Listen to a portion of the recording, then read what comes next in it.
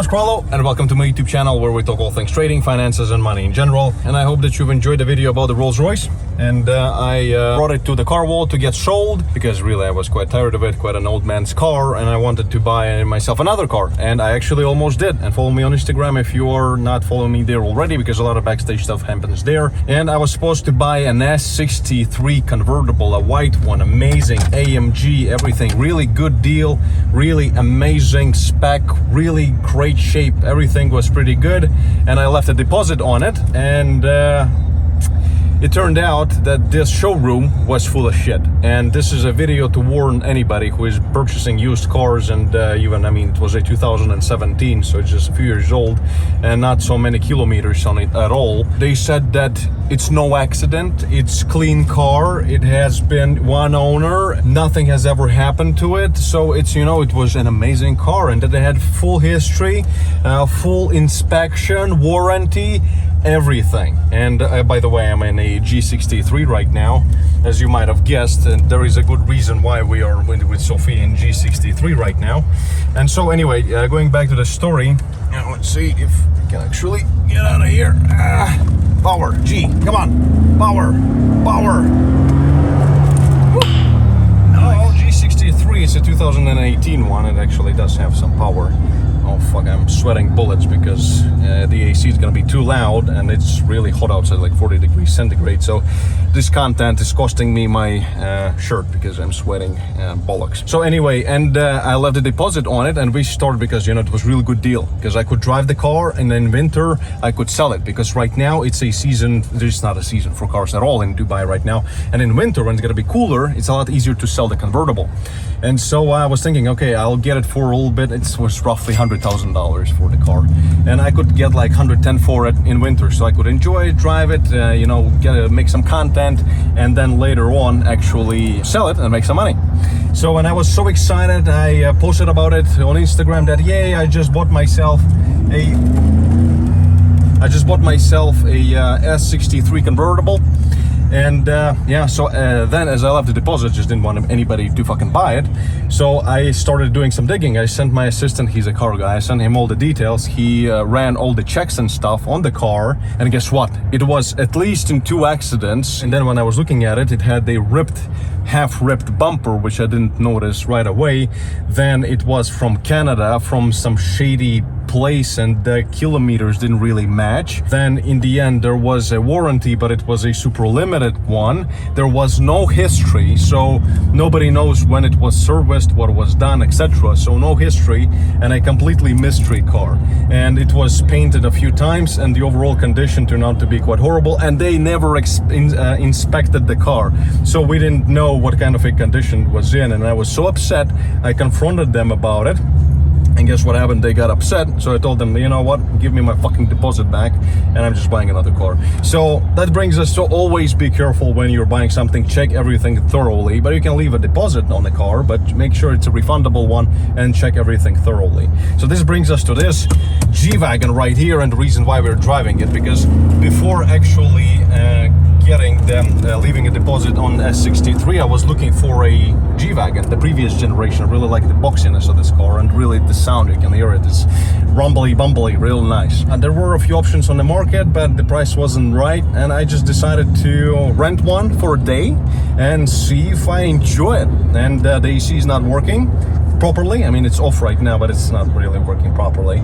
But it was a really good deal on this rental anyway. I rented it from the guys that I know. They're quite reliable, but the cars are what they are. Let me know in the comments below, what do you think I should get? Should I get a G-Class, G63, maybe a new one, or the previous gen, like this one, 2018, or the S63 Coupe, or the S63 Convertible?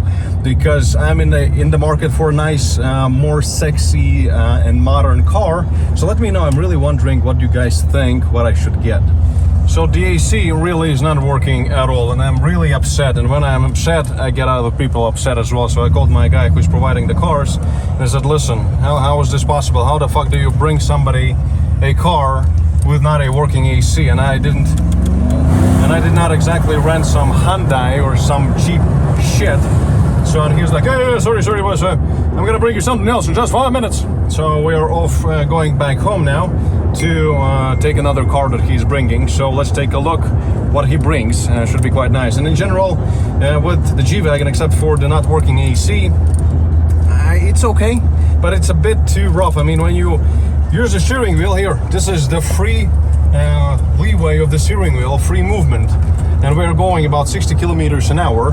I mean, this portrays exactly how this car behaves on the road, but there is a good thing about it.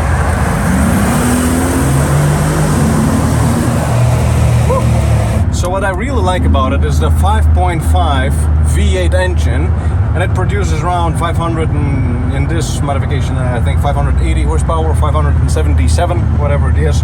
But it's pretty nice. It goes quite well. It's not a sports car, but it does pick up and go if you're crazy enough to floor it and hold the steering wheel for dear life, because it starts to spin off the front wheels. All right, anyway, let's go back home and let's pick up the next car that the guy is bringing. Hopefully it's gonna be with a working AC.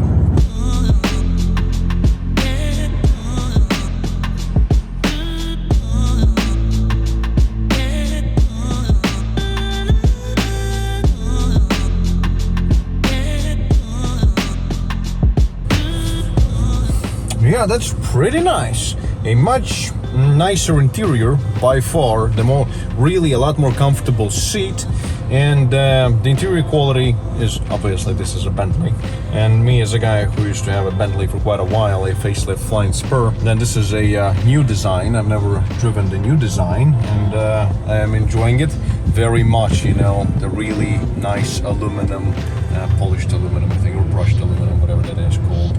All the really nice touches with real metal. That's what the Bentleys are famous for in my book. And ride quality, it's not a, as I said before many times, since I'm a Rolls-Royce owner as well, this is not a Rolls-Royce level of a car and the ride, etc. But it stands right in between Mercedes and Rolls-Royce. So if you're not rich enough for Rolls-Royce and you're not poor enough for an S-Class, then go for the Bentayga, or for that matter, really any Bentley. Even the power delivery, see what that was, that's what I was describing in the previous video, where I described exactly the reasons to daily a Rolls-Royce Phantom, and check it out if you haven't seen it. In the Phantom, you touch the gas pedal and it just propels you through space. The torque is building up, so even if you floor it, it thinks for a second, and then it gradually, in the infinite progression, builds up that torque. It's the best way I can describe it. Here in the Bentleys, there is certain similarity to the way it accelerates, but it's just quite not there as a Rolls-Royce. But what Bentleys are better at is the sportiness, if you can call them sporty by any means. And of course, it's not a sporty car unless it's some kind of a track version of the GT. Here you have a 6-liter W12 with about 600 something horsepower, and it goes to 60 miles an hour in about 3.5 seconds, 3.7. So this motherfucker is actually pretty fast, even though it's incredibly heavy. So this is something, you know, to give Bentley some credit for it. But just in general, look at this interior, this moonroof right here, which actually I think it opens up as well. It's beautiful. It's a really nice experience. When in the G-Wagon, all you wanted to do is give gas and, you know, just go crazy at it, and just an uncontrollable feeling that you're gonna die in the next corner if you're gonna accelerate too hard. Here, you don't have this experience. Here, you have this subtleness, luxury, yet some potential for some acceleration, because again, 600 horsepower, and I think 630, whatever, correct me in the comments if I'm wrong. But here, definitely, when you need to go, this thing really goes. And I'm just trying to find a place where I can actually test it. But every cunt in this universe has to be driving 60 kilometers an hour when actually it's allowed to go much faster than that. And it's just interesting for me why that is the way it is. Woo! This is a pretty fast car, I gotta say. This was a really fast acceleration. Woo! Oh yeah, it picks up real nicely. Again, there is no sound, there is no drama, there is no brutality like there is in the Mercedes AMG. But if you want the best of the two worlds, just buy both of them. Alright, anyway, the moral of this video was not about any of these cars. It was actually about buying cars and dealing with certain businesses in Dubai. So back to the topic, and I know that certain videos of mine are really strange. So like the video. It's, you know, I'm not preparing for any of these videos. I'm just filming shit that I do in my life for fun and then just post it, whatever. And like the video if you enjoyed it, and let me know that in the comments which of all these cars you actually enjoyed the most. Was it the S63 that you think I should get myself, or should I get the G63? Or maybe, you know, just by the miracle of chance, I'm gonna experience the Bentayga for a while, so maybe I should get myself a Bentayga. The Bentaygas are a bit more expensive, but I can source a good deal on the Bentayga as well.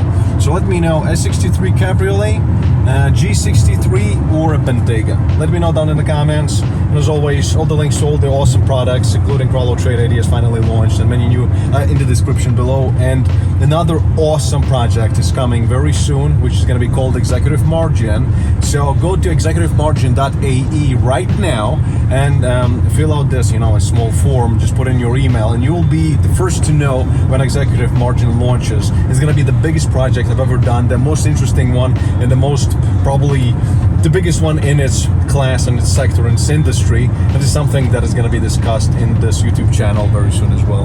And as always, peace and love. Thank you very much for watching. Thank you very much for all the support, and I'll see you all in the next videos. Cheerio! Yeah!